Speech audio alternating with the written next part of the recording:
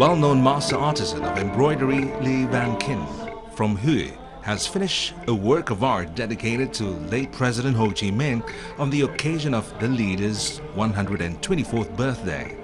Once again, this work of art has gained recognition from the Record Organization of Vietnam. Master artisan Li Van-kin has nurtured the idea of creating a piece dedicated to President Ho Chi Minh for a long time. His embroidery work this time is special because the artisan has used silk thread to embroider 2 poems from the Prison Diary, a famous work by President Ho Chi Minh. The 2 poems are embroidered in 2 languages, Vietnamese and Chinese. Master artisan Li Van-kin is famous for landscape embroidery work, but this was a really different experience and challenge for him because he had to embroider both Vietnamese and Chinese scripts. To perfect his work, Kin used silk thread and canvas of the best quality and put the utmost care into every little stitch.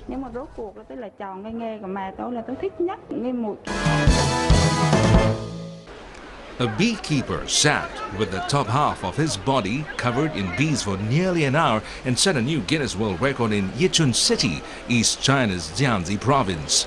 Covered with a layer of honey, beekeeper Ruan Liangming sat on a stool without any protection for his eyes, nose or mouth while helpers poured more and more bees onto his head. With the part of the body above his shoulders fully covered in bees for 53 minutes and 34 seconds, Ruan smashed his own Guinness World Record 20 minutes. Spectators were astonished by the beekeeper's feat, but Ruan played down his achievement and said he only felt tired and a little itchy. Ruan, who has been keeping bees for 19 years, said he has grown immune to bee venom and that being stung 50 to 100 times is not life-threatening to him. Back in 2008, Ruan set a China record by being covered with 26.8 kilograms of bees. 50到100只的话，对生命是没有危险的。 The 3D printer display hall is attracting crowds who have come to see and experience new products at the ongoing 17th China Beijing International High-Tech Expo, Chi-Tech. Exhibitors have showcased various models of tools, toys, machines, spare parts and human body parts. 3D printing technology can be applied in medicine. It can print out same-size models of human organs after scanning the body, which helps doctors more easily assess damage. There are 200,000 car accidents in China every year, and the 3D printing technique could print out a one-to-one model for the necessary body part before doctors conduct surgery, thus easing patients' pain. In addition, 3D paintings also have garnered major interest among the visitors as the artwork flat surfaces are brought to life with the use of holographic imaging technology. Chi-Tech, a major national high-tech expo, is a high-end platform displaying China's latest achievements and key breakthroughs in science and technology, as well as promoting technology cooperation among participants from both China and abroad. Themed Science and Life, Innovation and Dreams, Beijing Science Week kicked recently. A total of 450 scientific and technological achievements are on show. They are divided into 10 units and are all closely connected with people's daily lives. In the 13,000-meter square venue, technology can be found almost anywhere. The Avenue of Stars uses LED materials which save at least 75% of the energy used. The Avenue was graced by 120,000 visitors last year and is still in a good condition. The 8-day event runs until May 24th.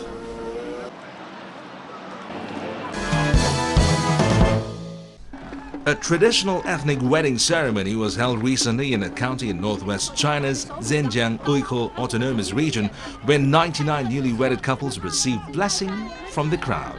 The 99 bridegrooms living in 10 townships across the Makit County, Kagwa Prefecture, went to meet their brides by more than 20 decorated carriages.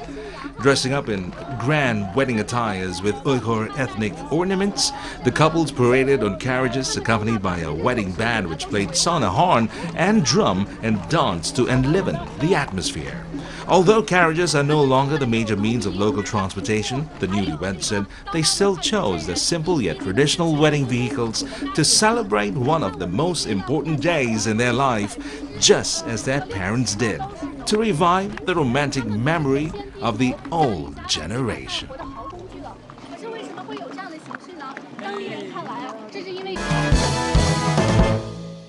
Hundreds of people in traditional court costumes paraded through Japan's ancient capital of Kyoto for the annual Aoi Festival.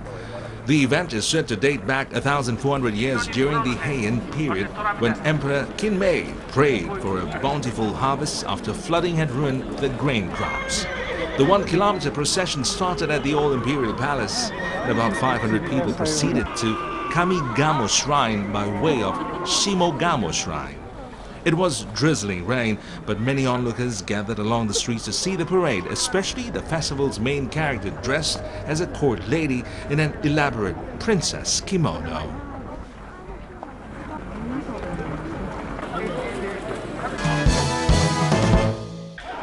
Thousands of people turned out to watch the climax of the annual Sanya festival in Asakusa, Tokyo. The 3-day Sanya Matsuri is considered one of Tokyo's big 3 festivals. Participants wore traditional costumes and carried 3 gilded portable shrines, or mikoshi, through the streets. Onlookers packed the streets around Asakusa Shrine and the nearby Sensoji Temple, walking alongside the mikoshi carriers and taking pictures. An 83-year-old man who has lived his whole life in Asakusa said he feels excited when he sees the portable shrines. He said the festival is so important to him. A woman from America said it was the first time to see the Sanya festival. She said it's nice to see everybody gathered in good spirits.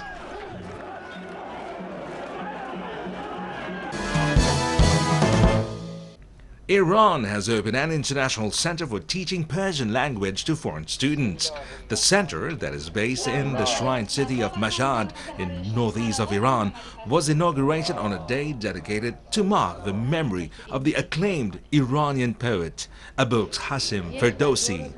Some 80 foreign students have already enrolled for the center's courses. Graduates will receive accredited degrees. May 15th has been designated in the Iranian calendar to Ferdowsi, who authored the Persian poetry masterpiece Shahnameh. In the span of 30 years, Ferdowsi is considered the architect of modern Persian language. In a verse in Shahnameh, the renowned poet himself acknowledges the suggestion, saying he took the toil in those 30 years so that he could enliven the Persian language. Ferdowsi passed away in early 11th century.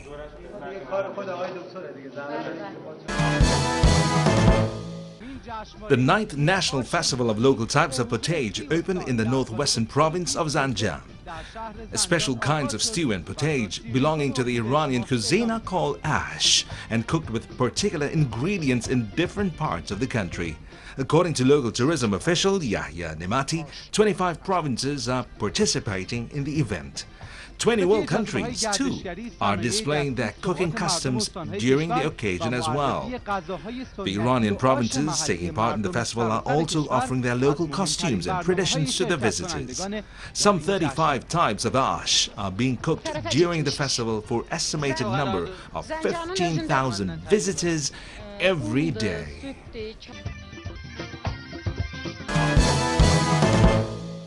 An exhibition of ancient Iran has opened for the public in the National Museum of Iran in the capital city of Tehran, with latest finds of Iranian archaeologists on display. The event has been timed to coincide with the Week of Cultural Heritage in the Islamic Republic. The relics have been put on stands in 3 sections of prehistoric, ancient and Islamic eras. The museum features woven artifacts dating back to over 2,000 years ago, spanning the Arsacid and Sassanid periods. The oldest relic in the museum is the jaw of a bear that dates back over 250,000 years. Archaeological estimates say human civilization emerged in Iran over 10,000 years ago.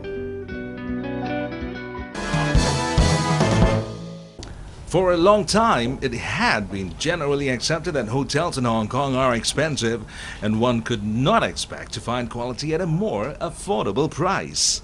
A hotel in Hong Kong has tried to turn things around, creating a more affordable hotel with a taste of luxury. Owned and run by a university, this hotel is designed to teach a new generation of hoteliers all about the business. The Vivienne Tam Suite, designed by renowned fashion designer, sits on the 27th floor of Hotel Icon, overlooking Hong Kong's Victoria Harbour. With a striking red couch, natural materials and furniture with rounded edges, the room exudes a feeling of luxury, space and relaxation.